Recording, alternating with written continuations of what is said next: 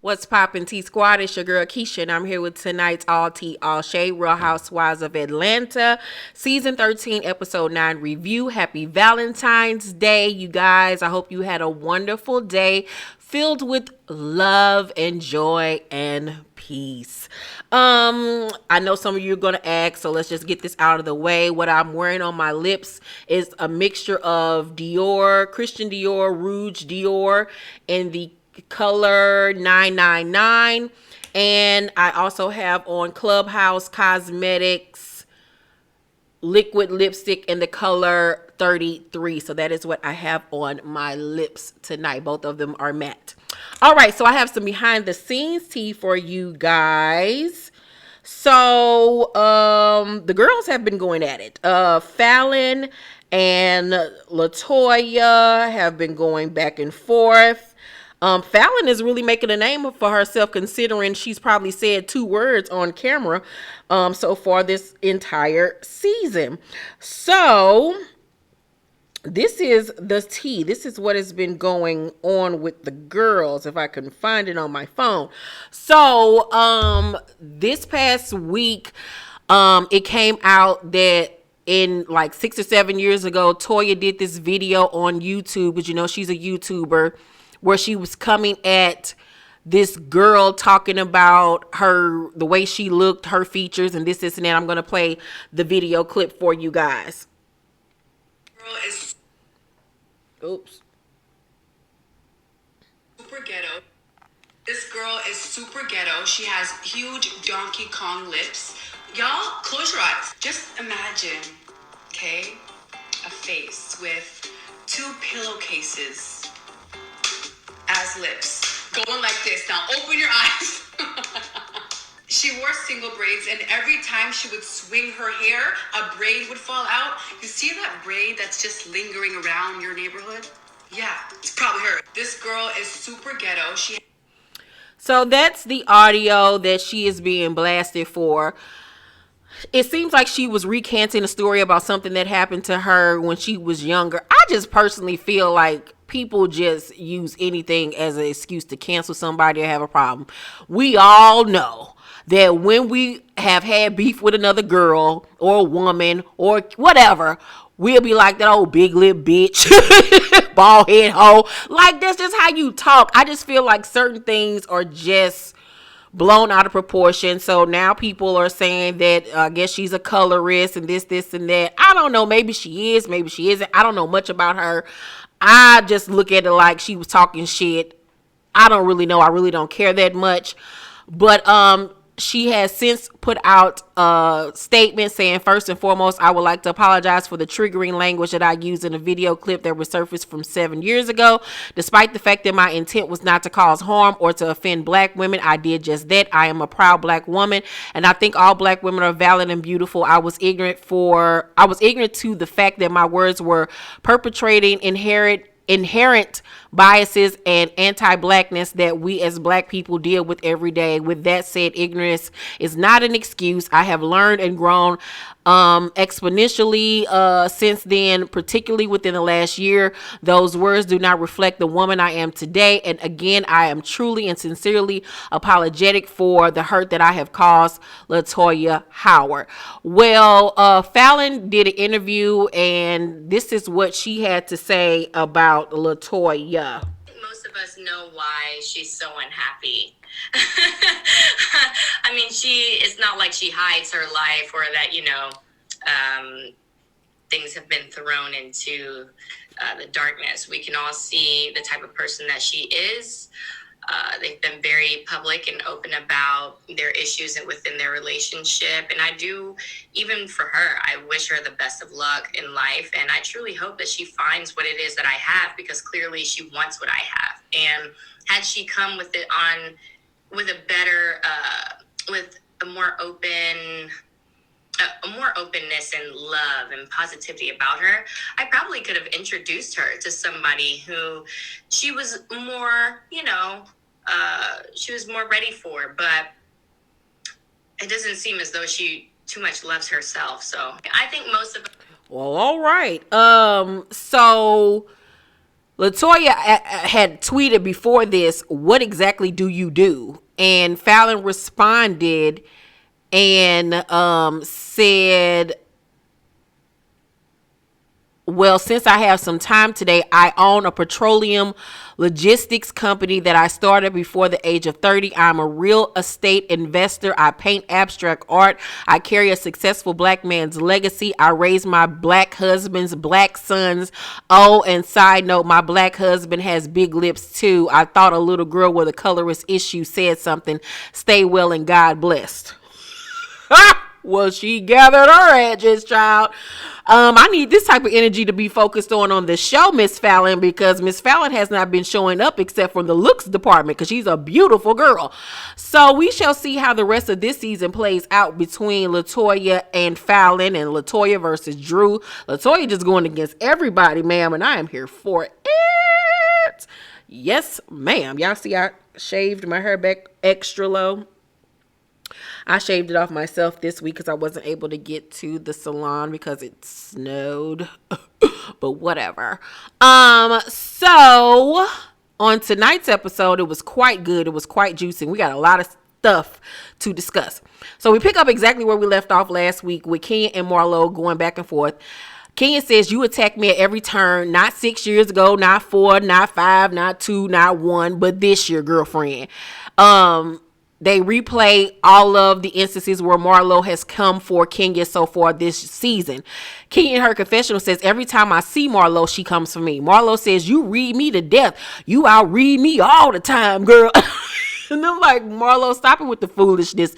Just admit that what she's saying about you is correct. So, Cynthia says, "Kenya, you know I love you, but I would love for you and Marlo to get to some place of respect."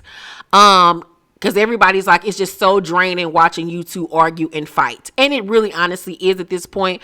But if I was Kenya, I wouldn't have necessarily forgiven Marlo. I would be like, let bygones be bygones. Let's just coexist. But I would have never been kikiing with her, because if Nene would have still been on the show, you wouldn't have still wanted nothing to do with me. So, girl, get out of here with that fake ass bullshit.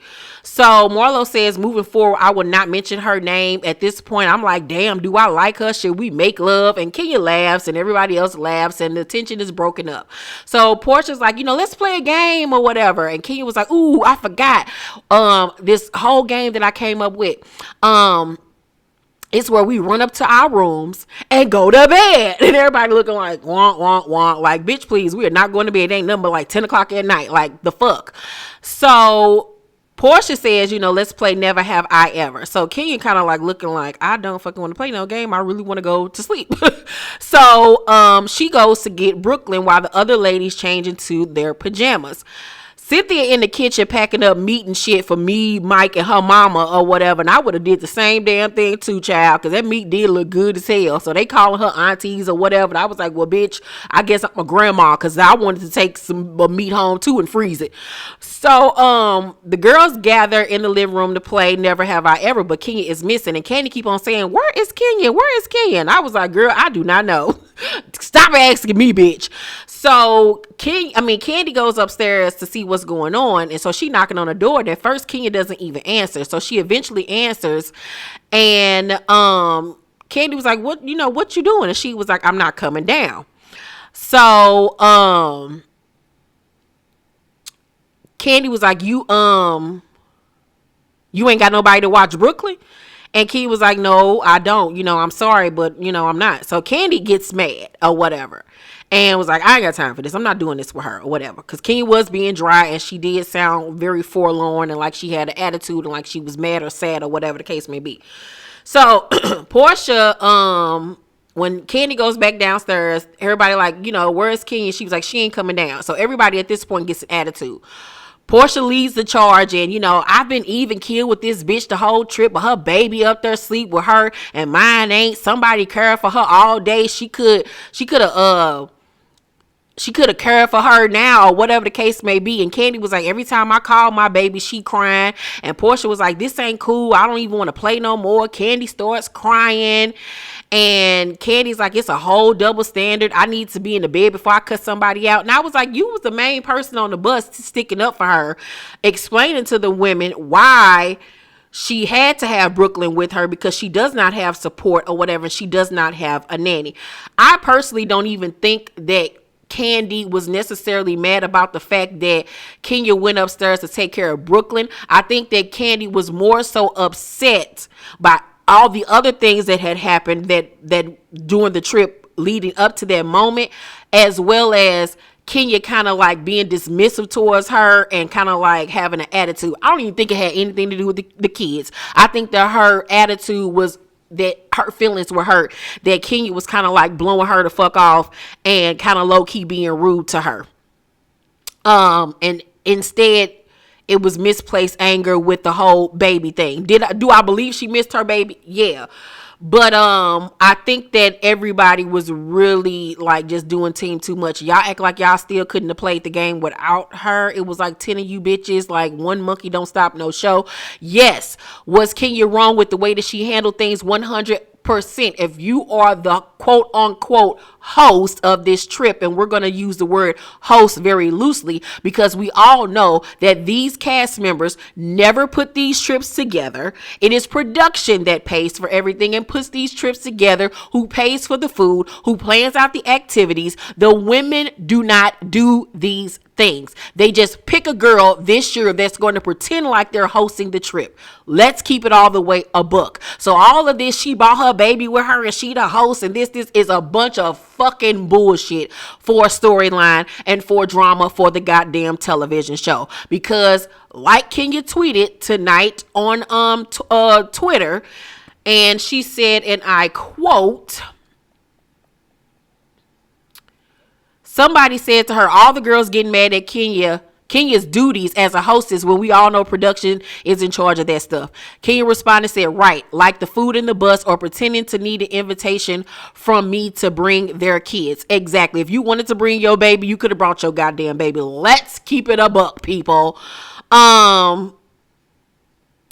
So Kenya also said, I don't need to give them an option. No one can tell you not to bring your child. Not production, not an employer, and nor me. And no one brought their child on the next trip, even though they were told they could. So all of this crying, I ain't got my baby. My baby ain't here. First of all, let's stop acting like people even like their kids that much.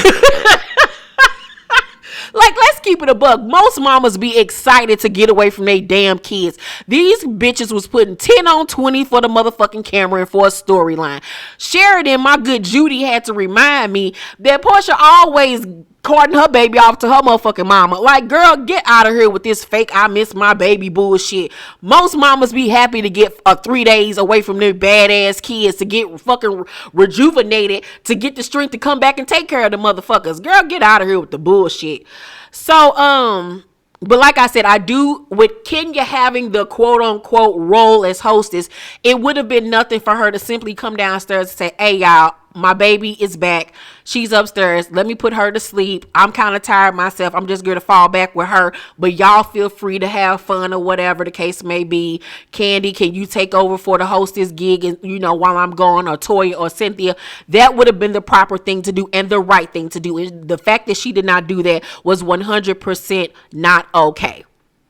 So,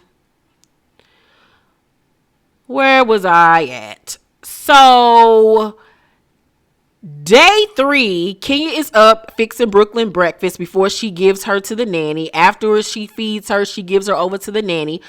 Candy calls home to check on her babies and everything. Drew calls her husband, Ralph, to get updated on the house and finds out that they're basically moving while she's gone.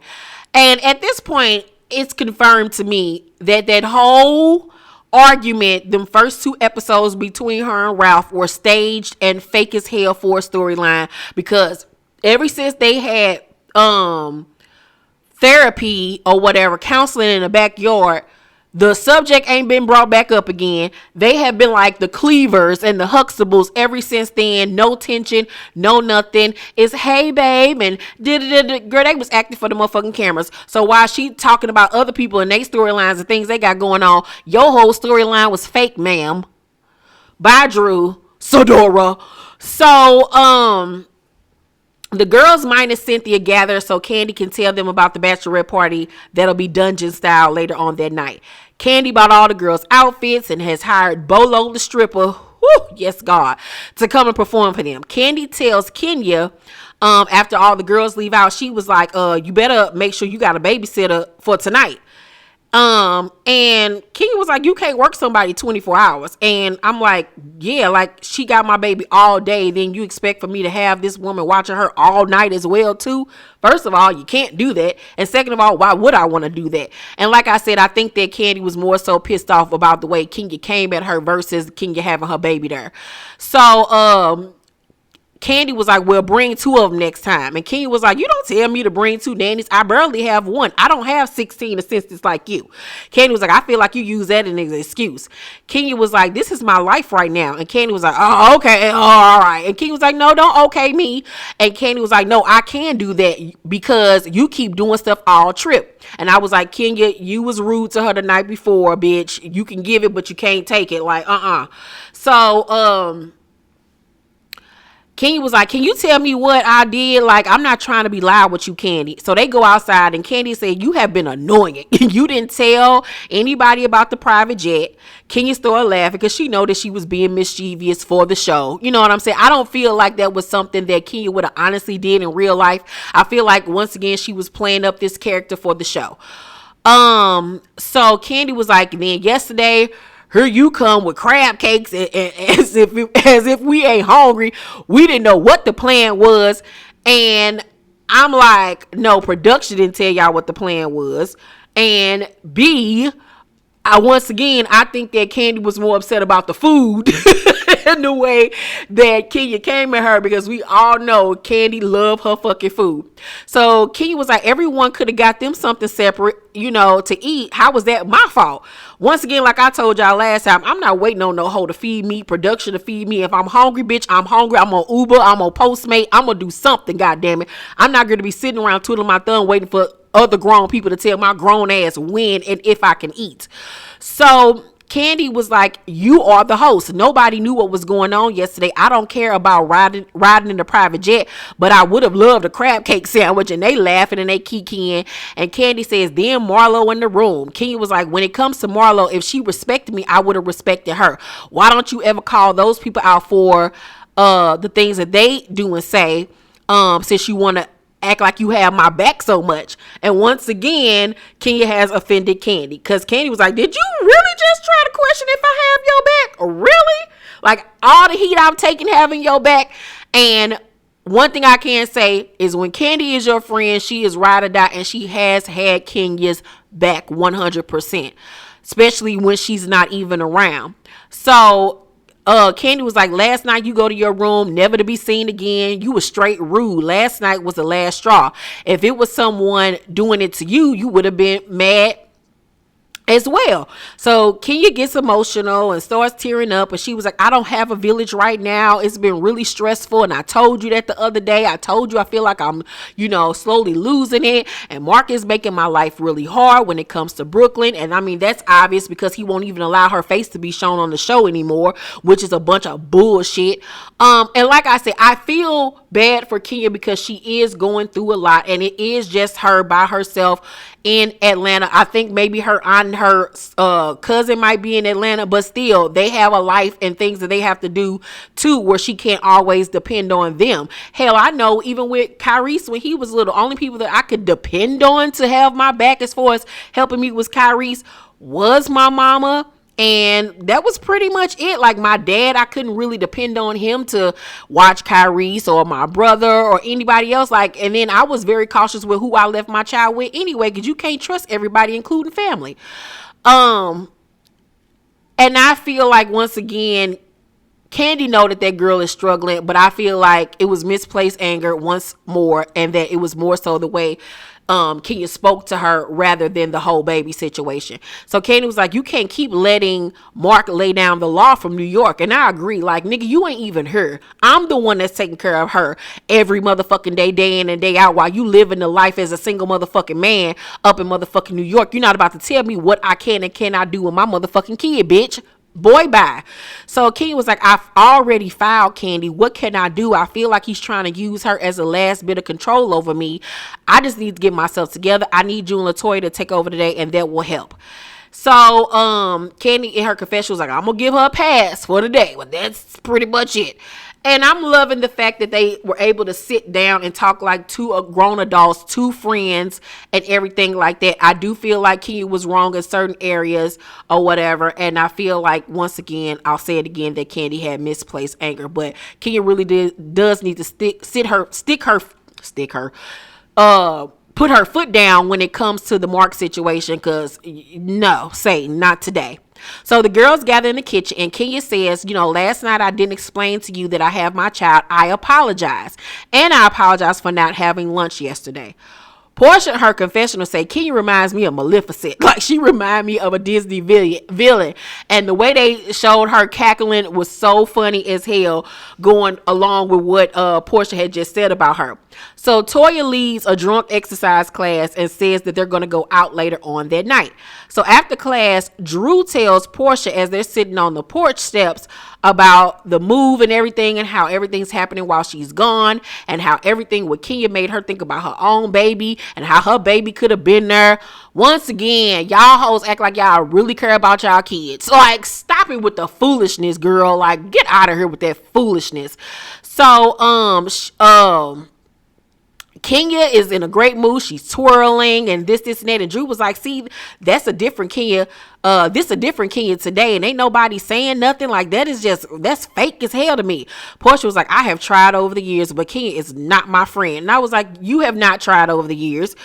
Y'all made up last season and you turned on her for Nene. Get the fuck out of here. And like I said, it ain't have shit to do with no goddamn Toya and Kenya having their little beef over Cookie Gate. Girl, bye. That ain't have shit to do with nothing. You don't like that bitch, and you chose to side with with Nene. Cookie Gate was just another excuse for you to say you don't like Kenya, because like I said, if two people come together and say we're going to put our beef aside and we're going to try to work this out and, try to build a friendship, then why would I then involve myself in a situation that absolutely has nothing to do with me? Period. Like I said, fake as hell. So that night the girls go out to eat. Drew and her say my name when no one is around you. Say, baby, I love you if you ain't running game. Braids, because her hair looked a mess.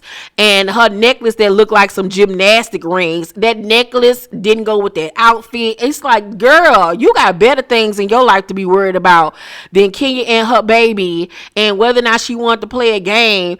Girl, you can't even dress yourself. Like, how am I supposed to listen to anything you got to say, girl? No.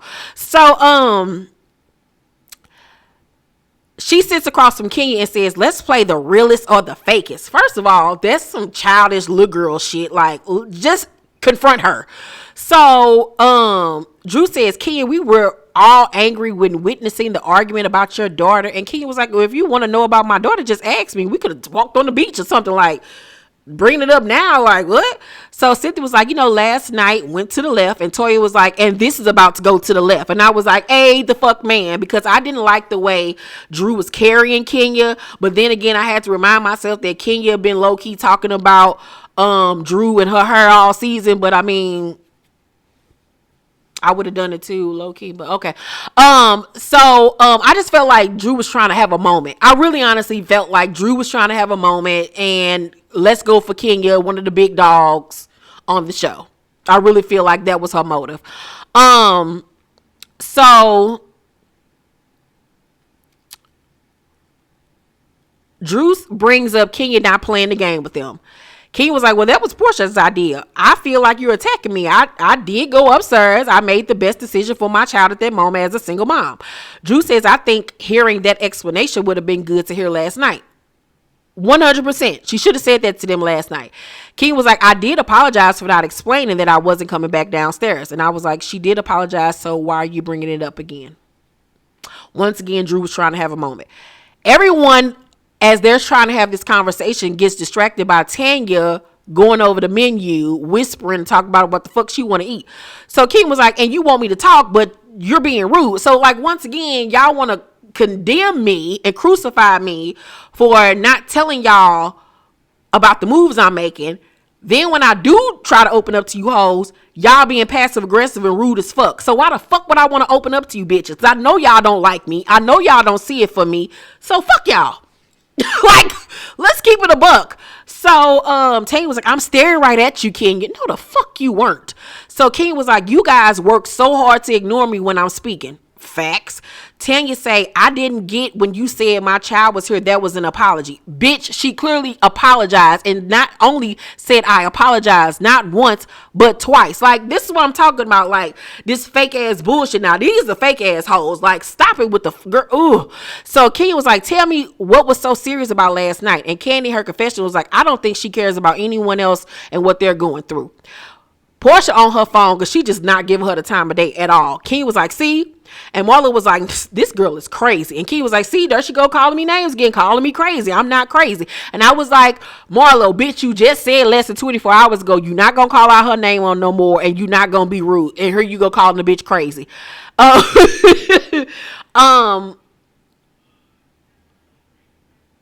Looking at it and viewing it from the standpoint of, y'all know y'all on some bullshit right now. So like, all of y'all, including you, Candy, all of y'all on some bullshit right now. Y'all know damn well if y'all wanted to bring y'all baby, y'all could have. And all y'all know if y'all wanted to play the motherfucking game, y'all could have without me. Yes, I was being rude by not coming down and saying it to y'all personally. But at the end of the day, a bitch like me just don't care enough to be giving a fuck about whether or not a bitch want to come downstairs and play Never Have I Ever with my 39-year-old ass. What the fuck? Like, that's why I'm looking at it from the standpoint of like what's going on in real life with production and everything else, and that we're filming a reality show and that this shit ain't even real right about now. Like, y'all acting like y'all mad about stuff that y'all actually have control over. Like, stop it with the foolishness. Like, please stop it with the fakeness. Like, come on. Get the fuck out of here. And I know a lot of motherfuckers are in the comment section, you being biased against Kenya, you being biased against Kenya. And then when I do say something smart about Kenya, I don't come for Kenya. Like, girl, fuck y'all hoes. Like, I'm telling y'all that right now with the foolishness. Don't be disrespectful in my motherfucking comment section. The block is hot. The block is hot. You can have your opinion, bitch, but don't come for me and mine on my motherfucking channel. This is how I motherfucking feel. And if you don't agree with it, I don't really care. Okay? I don't care. These people aren't affecting my life and not yours either. So, anywho. So, where was I at?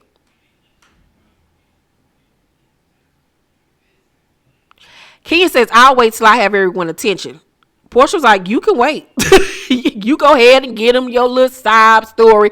But I was like, people could say the same to you when you crying about your cheating ass, fat ass, Ninja Turtle looking ass fiance of yours, that big old blob of snot cheating on you and shit, and you crying every 5 minutes about this short, Rumpelstiltskin looking motherfucker. So I guess that's a sob story too. Like, that was just rude. That was rude, because it's obvious that y'all know that this girl going through stuff with Mark and with this baby. Like, get the fuck out of here. Like, I just didn't like that. Like, it's one thing to throw shade and this and that, but don't come at me about I don't open up to y'all. Then when I do try to open up to y'all, then it's a sob story. Like, the girl, I would have punched all them hoes. So Kenya was like, what is your problem, Porsha? Don't judge me as a mother. If y'all want to have a sisterhood and have support, then step up and be my village. And I mean, really. So Cynthia was like, when you put this trip together, it would have been nice to give the other ladies an option to bring their kids. And once again, they could have brought their motherfucking kids. Kenya was like, I don't have to give them an option. So everybody was like, oh, you ain't got to give us no option. Oh, okay, bitch. So, Drew in her confessional was like, she is completely talking over me. That's something she needs to address in her friendship and especially her marriage. Bitch, you don't even know nothing about her marriage. This is your first season. Like, I just feel like Drew made it her her time to shine by making a problem with Kenya. Because at this point, Kenya hasn't came to her face to face.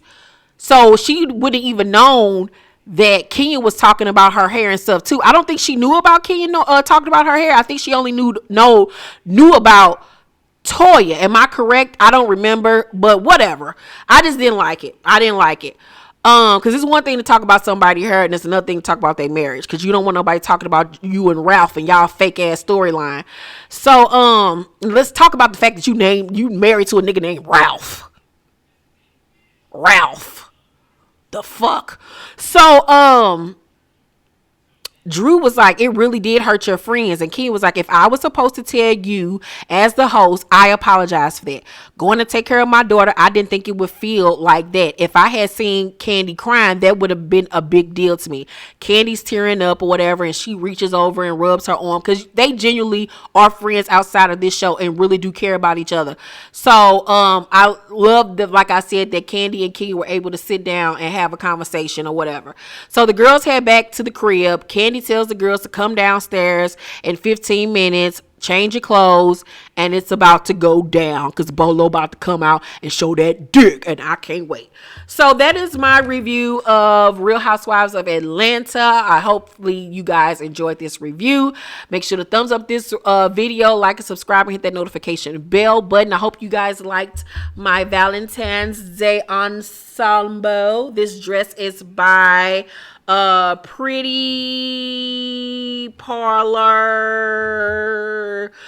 Girl Parlor Curvy Teak. I'll link it down below in the description box. And make sure you are following my Keisha Irvin Instagram page or my Fashion Killer Instagram page. The links are down below, or the social media, whatever information down below, so you can see more pictures. Love you guys, and make sure you're following my fashion_killer81 Instagram page, because this week is my black and white series. I'll be dropping a black and white outfit Monday through Friday of this week. I'm so excited. I love you guys. See you on the next one. Bye.